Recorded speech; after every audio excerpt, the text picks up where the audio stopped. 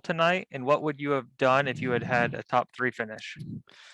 I mean, my goal coming in here was really just to compete. Obviously, it's been a really crazy last year and a half, and races have been pretty limited for me. And I was very, very cautious to wait, until I got the vaccine to travel. So I really was just looking in here, come in here, and really get back to racing, get back to competing. That was the main goal coming in. And I've said all along in Tokyo, my focus has always been the marathon. That's never changed, and everything has been about getting ready for the marathon.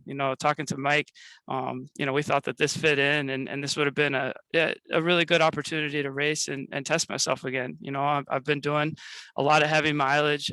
My speed isn't where it was in the past, just because you don't need to do that for the marathon. But it was great to be back out here. I love running the new stadium. Just anytime I come back to Eugene, there's so much nostalgia for me. I was calling and texting my wife a lot the last couple of days, just saying how much we loved it down here, and we were reminiscing a lot. I saw my old apartment down here. It's still up there. Saw where she lived, and just everything. It's always just such a special place for me to come back. I love the community. I love the U of O. I love everything about it here. So I really wanted to take advantage of this opportunity and get back to racing and competing. So from that standpoint, it was a great experience for me, and I think this is going to really be a good springboard for me as I get really back into the heavy marathon stuff. All right, from Jesse Gabriel at Tracktown USA. What happens between now and the Olympic Games, and what is your goal for Tokyo? It's just training. I think I'll probably look at maybe getting in another race or two. We gotta look at the schedule. I never try to get too far ahead of myself, but the biggest thing, is back to work. Training, getting in a lot of good long runs. Obviously, the conditions over there are going to be challenging. With the heat and humidity, so have to make sure I'm prepared for that. But it's just continuing to do the things that I've been doing, getting ready for the marathon. A lot of long runs, a lot of long tempo stuff, and still, I think it's important to keep working on the speed. So you gotta still do it all, getting ready for the marathon. But we got about, a little less than 2 months to go. So this is a time where it's really about getting back to work and putting the volume in and putting the work in, so that I'm going to be at my best in Tokyo for the Olympics. We have another question from Chris Hansen at the Register Guard. Did you surprise yourself at all with how you did? Did you like being in the mix again on the track?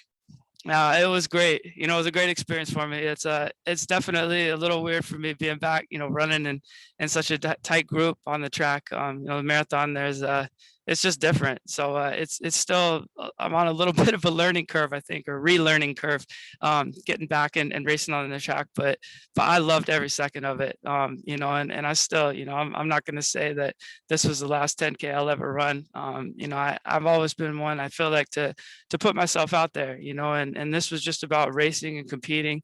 It wasn't necessarily the most optimal build up, if we're just looking at a 10K, but it was just great to be back competing, like you said, being in the mix again, and we're sending a great team over to Tokyo in the 10K, a lot of younger guys, and it's going to be fun to watch them compete, and it was good to be out there, competing against them. So you mentioned earlier that you've been saying all along that the Tokyo Olympics it's the marathon for you. That's your goal. So how did qualifying for the marathon in 2020 and having that extended time between then and the Olympics affect your training? I mean, it just, looked at it, you just got to roll with the punches in this stuff, especially when COVID started to hit. Mike and I talked a lot about just being really fluid, not ever being so locked into things have got to go a certain way. And I think we did a great job of that. We took this extra time to, really go back and work on some things mechanically. I was still, far from 100%, even at the Olympic trials. I think you could see, there's a big hitch in my stride still. And so we've been doing a lot of drills, a lot of stuff to address that and really get back to my old running form. And, today was another great step in that. I really feel, I'm getting a lot of power out of my left side again.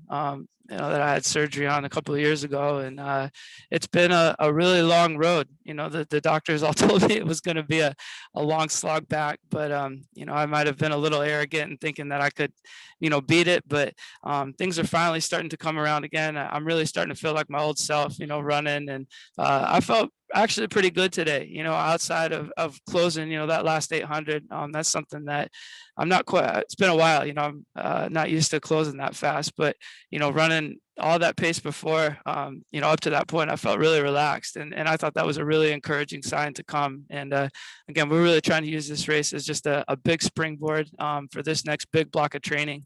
This is going to be the last big final push until the marathon. So I'm ready to get back to work and be ready to, be fired on all cylinders come Tokyo. All right, and I want to give any reporters in the chat a chance to ask any more questions. So if you have any, use the raise your hand function. So let me know you're going to type something in.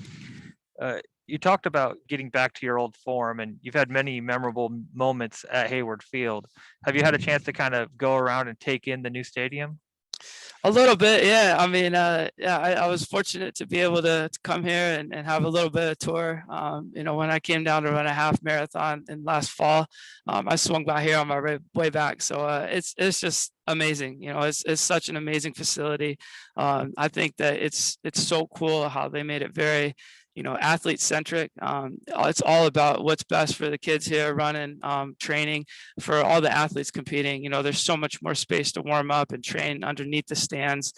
They really thought of everything and left no stone unturned with that. And also for the fans, we got really comfortable seats in here. I think the experience is going to be awesome in there from everything I've heard from people that have been here to watch meets. And I think as part of the track and field community, we're real fortunate that we have such an amazing facility that's track, its only track is track centric. And yeah, it's just, I was shocked coming in. I've been fortunate to see some of the plans beforehand and been involved a little bit, very small part in the process, but coming here, it still blew my mind walking around and seeing everything. It's just so cool. So I really tried to relish every moment in there today.